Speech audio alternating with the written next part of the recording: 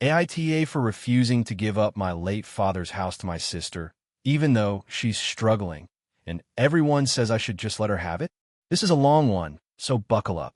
I, 38M, inherited my late father's house about 2 years ago after he passed away unexpectedly. To give some background, my dad and I were very close, and he left the house to me explicitly in his will. My sister, 34F, who has always had a tumultuous relationship with both me and my dad, wasn't happy about this, but never contested the will. The house is a decent-sized family home in a nice neighborhood. It was a place where we all spent summers growing up, and honestly, it means a lot to me.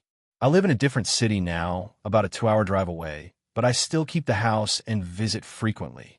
It's been a source of comfort and connection to my dad's memory. My sister, on the other hand, has had a very difficult time for the past several years. She's been in and out of low-paying jobs, struggled with some health issues, and frankly, has made some questionable life choices that have kept her in a tough spot financially. About a year ago, she reached out to me out of the blue, asking if I would consider selling her the house or letting her move and rent-free. She said she needed a stable place to live because her current living situation was unstable and unsafe. She framed it like it was a simple favor between siblings and family, emphasizing that I should help her out since it was Dad's house. I was taken aback, but tried to be understanding. I explained that I wasn't ready to sell the house, nor did I want to give it up. I put a lot of effort into maintaining it, and I also wanted to preserve it for the future. I offered to help her look for affordable housing or connect her with some local resources, but she seemed uninterested in that. Over the next several months, she kept pressing me, sometimes sending messages almost daily. At one point, she even showed up unannounced at the house while I was there with a friend, expecting me to just let her stay. I told her firmly that it wasn't happening, and she left angry. Then things got worse. She started telling other family members, my mom, my cousins, even my dad's close friends, that I was being selfish and cruel for not giving her the house. She painted me as the villain who was hoarding Dad's legacy while she struggled and suffered. This turned a lot of people against me. My mom, who has always been close to my sister, called me repeatedly, asking me to do the right thing and let my sister have the house. My cousins started avoiding me, and my dad's friends would bring it up whenever I saw them. I tried to explain that the house was my inheritance and that I had the legal right to keep it, but nobody seemed to care. The emotional angle of family helping family drowned out my reasoning. I even suggested a compromise. Maybe she could rent a room or a part of the house at a reduced rate, but she refused, saying it wasn't fair that she should have to pay for what was rightfully hers. Meanwhile, my sister's situation has worsened. I hear she's moved around several times, staying with friends or in cheap rentals, sometimes without a stable address. I do feel bad for her, but I don't think that obligates me to give up my property. One recent incident made things explode. She posted a public message on social media, accusing me of kicking her out of the family home and abandoning her in her time of need. The post got a lot of attention, and people started commenting, calling me a selfish brother. Some even offered to help her take legal action against me. I'm honestly exhausted and don't know what to do. I'm holding on to the house because it's a meaningful connection to my dad and something I earned legally, but everyone around me seems to think I should just give it up for my sister's sake. My sister keeps pushing and won't stop painting me as the bad guy. So, Reddit, AITA for refusing to give up my father's house to my struggling sister, even though the family and others think I should just let her have it? If you enjoyed the video, don't forget to leave a like and subscribe to the channel. It helps the content grow and motivates me to create even more great videos. Turn on notifications so you don't miss any new uploads. By the way, I'm curious, when do you usually watch my videos? While working, studying, or just relaxing at home? Let me know in the comments. I'd love to hear from you. Thank you for your support. AITA for refusing to let my sister's boyfriend live in my house after he lost his job, which caused a massive family fallout.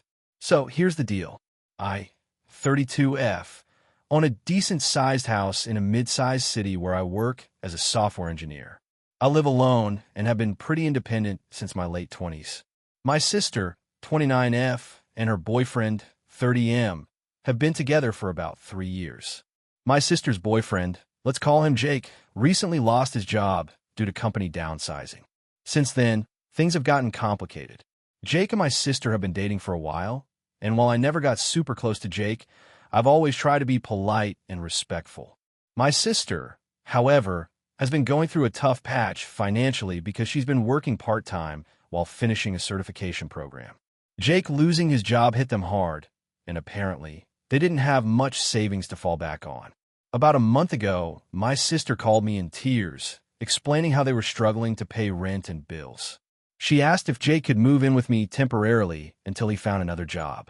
I told her I needed some time to think about it, because I value my space and wasn't sure how comfortable I'd be having someone I barely know live in my house, especially during these stressful times. After a couple of days, she pressed me again, saying Jake was desperate and felt humiliated having to ask friends for help. She said it would only be for a few weeks and that they'd figure out a plan. I told her I appreciated her honesty, but was concerned about boundaries and my own comfort, and that I wanted to explore other options before committing to that. Fast forward to 2 weeks ago. I finally told her I couldn't have Jake move in. I explained that I wasn't trying to be harsh, but I work long hours and have a very structured routine that would be hard to change. Also, our relationship wasn't close enough for me to feel comfortable sharing my space during such a stressful period. I suggested they consider local resources like short-term rental assistance programs or look into staying with Jake's family temporarily. This is where things escalated. My sister blew up at me over text, calling me selfish and accusing me of not caring about their struggles. She said that family should stick together and that I was prioritizing my comfort over her and Jake's well-being. She also mentioned that my refusal made her feel like I didn't trust her judgment about who should be in my home. Things came to a head when our parents got involved. They sided mostly with my sister, emphasizing family support and making me feel like I was the odd one out. They suggested I was cold and unhelpful, and even hinted that if I wanted a better relationship with my sister, I should reconsider. I have tried to talk calmly with my sister, explaining that my decision wasn't about punishment or rejection, but about setting boundaries for mental health reasons and respecting my own space. I also made it clear that I'm willing to help in other ways, whether that's babysitting her dog, helping them look for jobs, or even lending money if they need it. She, however, is refusing to speak to me directly now and is venting to family members about how cold and selfish I am. The whole situation has put a huge strain on my relationship with my sister and made me feel isolated. So, Reddit, AITA for refusing to let my sister's boyfriend live in my house during his unemployment, even though they were struggling financially? Am I being too rigid? Or is it okay to set those boundaries even with family? AITA for refusing to let my sister's fiancé plan our family vacation after he disrespected my late mother? I, 34F, have always been the planner of my family when it comes to holidays and get-togethers. I like organizing trips, coordinating schedules, and making sure everyone is comfortable and happy. My sister, Jenna, 30F, recently got engaged to Mark, 32M. Mark is nice enough, but he has a very different approach to family and vacations. Very casual, very wing it, and quite blunt, often in ways that rub me the wrong way. Our family has a tradition of taking a big vacation every summer. It's usually a week-long trip where everyone gathers, including our parents, siblings, cousins, and sometimes even extended family. Since our mom passed away 2 years ago, these trips have become even more important to us because it's a way to keep her memory alive and connect with each other. I've always taken the lead in organizing these trips to honor Mom's wishes and maintain the sense of closeness she valued so much. This year, Jenna and Mark announced they wanted to help plan the family vacation since they're excited to be more involved now that they're engaged.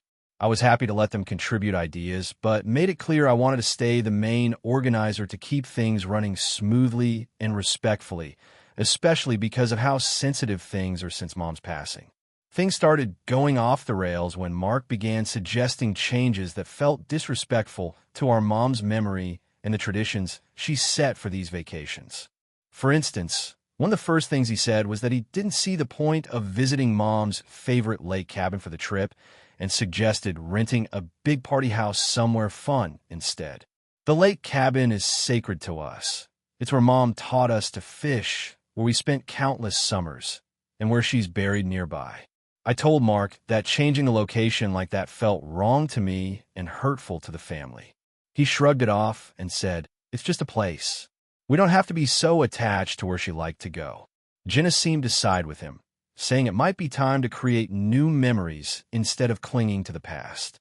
I disagreed, explaining that honoring Mom's legacy means preserving these traditions, especially for my dad who struggles with her loss. Then Mark started suggesting a more casual itinerary. No planned meals, no group activities, no structured days. Just do whatever you want. He said everyone should be free to do their own thing.